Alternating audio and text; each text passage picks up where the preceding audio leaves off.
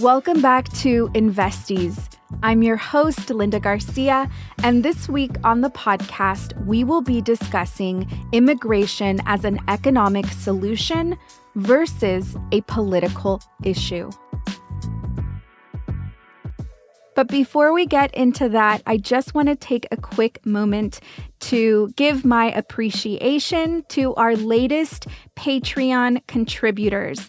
I just want to say that the way I say your name is the way it appears in our system, so I apologize to those that I do not have access to their last names. Thank you so much to Monica, Christine Suarez, Maria, and Monica Solis. We truly appreciate your contribution. If you're not a Patreon member yet and you've found this podcast beneficial, if you have been able to learn from it week after week, we would like to invite you to contribute to our Patreon. It is $3 a month, and your contribution helps us towards our expenses. You receive the episode with no commercials, as well as early access, and of course, the shout out here on the episode. To find out more information, head over to patreon.com/Investies.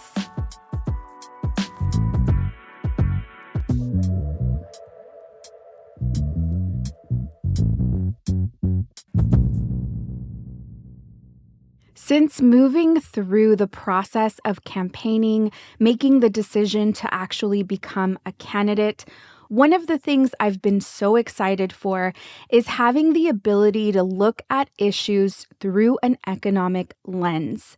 For years now, I have been saying that at the core of our social issues are economic issues. It is one of the reasons why I dedicated myself to teaching my community about free markets and economics in general. My frustration over time has increased with monetary policy and what I feel is the lack of democratic representation when it comes to fiscal responsibility. We see Republicans as being fiscally responsible, and I really feel like this narrative and the perspective needs to change. These are topics that we have been having in our investing community, In Luz We Trust, on Patreon for over 4 years now. And so naturally, when conversations involve economics and economic stimulation in the political space that I am stepping into, I gravitate towards it. Most especially when the constituents in the district that I will be representing in 2025 have a per capita income of $24,000 a year. $24,000 is so close to poverty. I find it crucial to continue my education in understanding the economic issue in Texas. While I have been a student and dedicated to learning for years on what this means on a national level, it is important for me to understand the impact on a state level. Yesterday, I joined a North Texas business roundtable titled Here to Work. I went not to contribute to the conversation, but to listen and to learn. I wanted to share with you all today some of the takeaways and also some of the perspective that I have. These elected officials included Congressman Mark Vesey, who was at one point a substitute teacher, a sports writer, and a writer for an advertising agency. It also included State Representative Terry Mesa, who worked as a high school teacher. She also operated an independent legal practice. And then another contributor to the roundtable was State Representative Ramon Romero, who has been a 30-year entrepreneur in the construction sector. Representative Ramon Romero made a really strong contribution to the conversation, and I'm going to attribute this to him being an entrepreneur for the last 30 years and getting to see firsthand the issues on economics and immigration. His passion that I can contribute to his understanding firsthand was really palpable, and I think solidified my perspective on the need for diversity from elected officials. I was excited to listen to the contributions at the roundtable, not only of those of our elected officials, but also of folks that were there serving as testimony, sharing their own personal experience. There were also presidents and CEOs of the various Hispanic Chamber of Commerce in the greater Dallas-Fort Worth area. We're going to take a quick break, and when we get back, I'm going to get into the immigration part of this conversation and what that has to do with economic stimulation.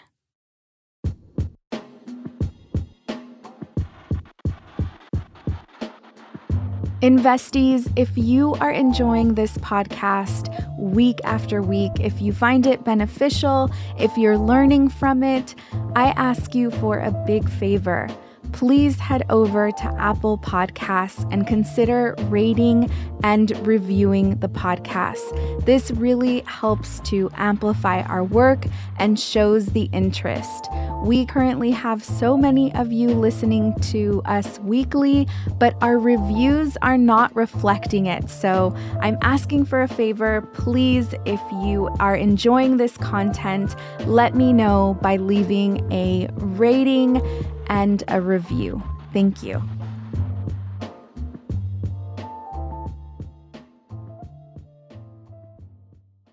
And we're back. I'm going to give you some numbers here that are going to really paint the picture and help you understand why immigration is an economic solution and why we should focus less on it being a political issue. In the state of Texas in January of 2024, there were over 781,000 non-farm job openings. Every time you hear the term non-farm, that just means it is work that does not contribute to the farming sector. It's important for us to understand the GDP growth that takes place in the state of Texas. By the way, GDP means gross domestic product. We've talked about GDP several times on this podcast. It's how we measure growth. GDP growth for Texas in the United States ranks number 2. California being number 1, New York coming in as 3rd, and Florida, 4th. Ultimately, what this means is that these locations are where the most growth is produced in the United States. And so these are extremely desirable locations for immigrants. Not to mention that if we were to measure the GDP growth of Texas amongst the world, it is ranked number 8. And to put all of this into perspective, California's global GDP is ranked 5th, New York is ranked 10th, and Florida is ranked 14th. In North Texas alone, we have 575,000 long-term undocumented immigrants.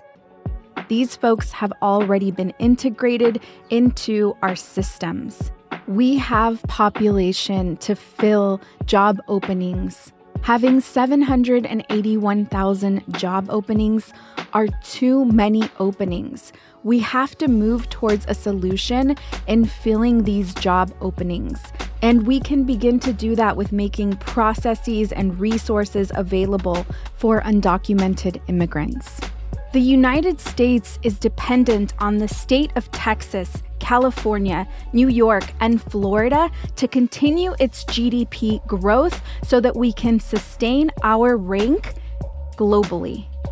You always hear Republicans saying that immigrants are going to take jobs away from Americans.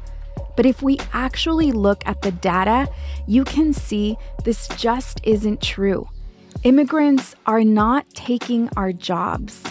In fact, what they are doing is picking the food that sits on our table and building the shelter over our heads. However, if we stop immigrants from coming into this country, we will be stopping our growth as a country. And to stop our growth will eventually mean to lose our power. Our most recent evidence of immigrants not wanting to take our jobs goes back to the collapse of the Francis Scott Key Bridge in Baltimore.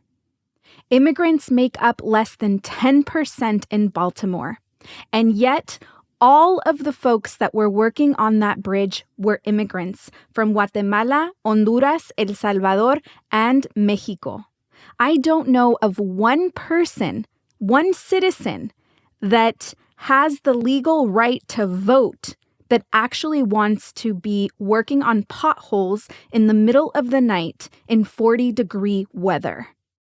We tried to research how much our immigrant workers were getting paid the night that they died on that bridge. Unfortunately, we weren't able to find that information anywhere.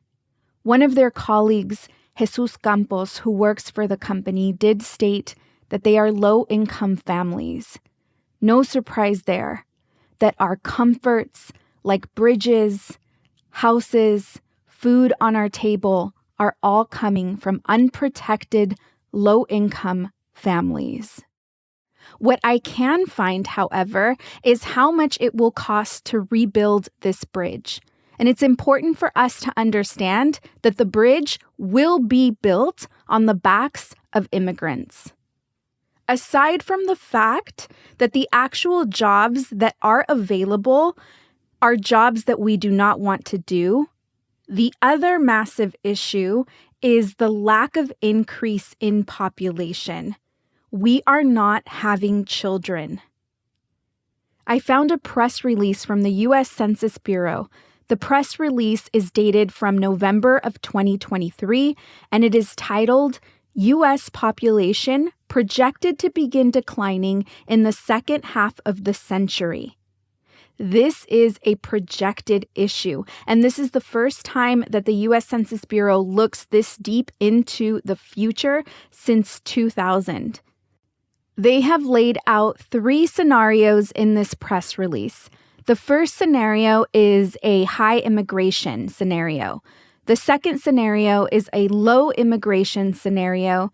And the third scenario is a zero immigration scenario, which is currently what Republicans are fighting for.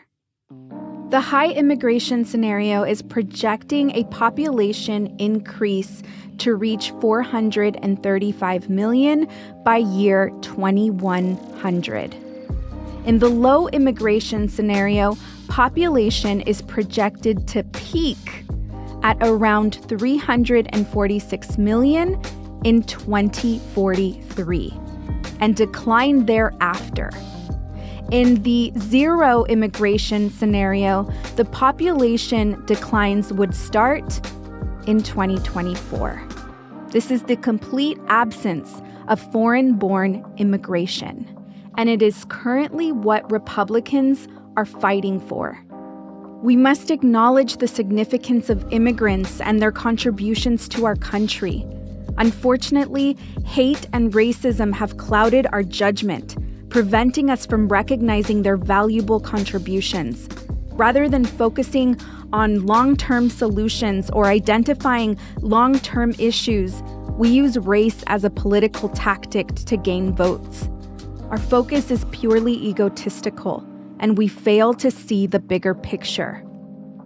The request here isn't to have an open border frenzy. The request here is to have a proper process in place so that we can begin to find a solution to the problem of having so many job openings in this country that we ourselves as citizens do not want to be a part of.